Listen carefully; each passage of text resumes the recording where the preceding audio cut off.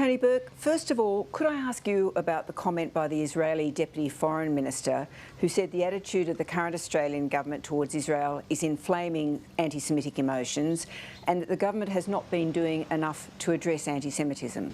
The resolutions where we voted at the General Assembly, more than 150 countries have voted the same way as Australia, and that's included Canada, it's included the United Kingdom and it's included New Zealand. So I think that's a really important thing for context there.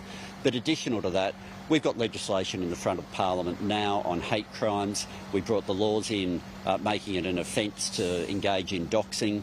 We brought in the legislation to make it a criminal offence to be using symbols of hate, including Nazi symbols, the Nazi salute.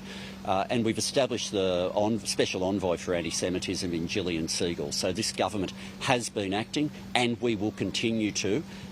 There is no space for bigotry in this country. There is no space for anti-Semitism, and the people who are engaging in this need to know that they are completely out of step with the rest of this country and they have no place in it. We seem to be seeing an escalation in anti-Semitic activity here in Australia, even as we've got a fragile ceasefire in the Middle East. In the last 24 hours, both the AFP and state police forces have come out to document arrests. Do you believe we know enough yet about what lies behind these attacks? Are they overwhelmingly organised and sophisticated, or the random attacks of individuals? As you'd see from the length of time that the investigation's taking, there is a lot of information for us to be able to get through here and for our authorities to be able to work through. There is a natural impatience from all of us that we want people to be charged and imprisoned as soon as possible. And I understand that completely. That's a natural reaction from all of us. But the police are making sure that they are doing everything and using all their resources, not simply to find who did this, but to make sure we can, if there is someone different behind it, to make sure that they are charged as well.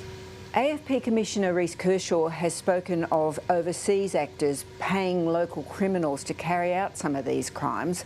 Are we talking about state actors here? I'm not going to add to what the Australian Federal Police have put out there publicly. They make serious, calculated decisions in an investigation like this as to what they should be making public. There's been a call from the opposition, a random call without an understanding of what's behind it, just calling for more information. My view is very strong. We should let the Australian Federal Police determine what should be released and when it should be released. The opposition has described this as the most serious domestic security crisis in peacetime in Australia's history. What proportion of the attacks are believed to be linked to such activity? I don't see attacks like this as some sort of competition, as some sort of race between other events. For people whose lives were lost and who went through the terror of the Lynch siege, I don't want them, for example, to be told that somehow what they went through is less than what's happening now. It's not a competition. All that matters is what's happening at the moment is unacceptable. It needs to be stopped and we need to make sure we're putting all our resources into it, which we are. You released a new counter-terrorism and violent extremism policy last week, but the nature of the attacks here have generally been described as criminal rather than terror. It's hard not to notice that the details of those charged to date do not generally suggest they are linked to people who might regard themselves as on the other side of the conflict in Gaza. Is this a different form of terrorism? Look, the reason that there has been a delay in specific labels is you often can't do that until you've actually apprehended the perpetrator, because the definition goes quite specifically to the motivations of the individual, and until you've apprehended the individual, you tend to not go to those exact labels, although the Prime Minister hasn't hesitated to refer to likely terror, for example, with respect to the Adas Israel synagogue, which I visited twice in Melbourne. So the label, I think, is secondary. What matters is the terrorist threat in Australia is fundamentally different to what it used to be. All the concept of organised groups remains. So whatever used to be a threat still is. But we now have processes where people can be radicalised fast, online. It's happening for people who are younger, and it's happening faster. So Previously, you would have our authorities working through various cells of information and the beginnings of plans, and you would have lead time. Now the concept of lone wolf attacks for somebody who has a mixed ideology, some of the different ideologies they might have are sometimes contradictory, and it not being the more traditional ideologies that people would have thought about when they thought about terrorism a decade ago. So that's the change. And that's why in the counter-terrorism strategy, when the threat changes, we need to change our approach to counter it. The opposition's been critical of the PM for only calling a National Cabinet meeting on this yesterday afternoon. Isn't it important to at least have the symbolism of unity amongst leaders that you get at such a meeting?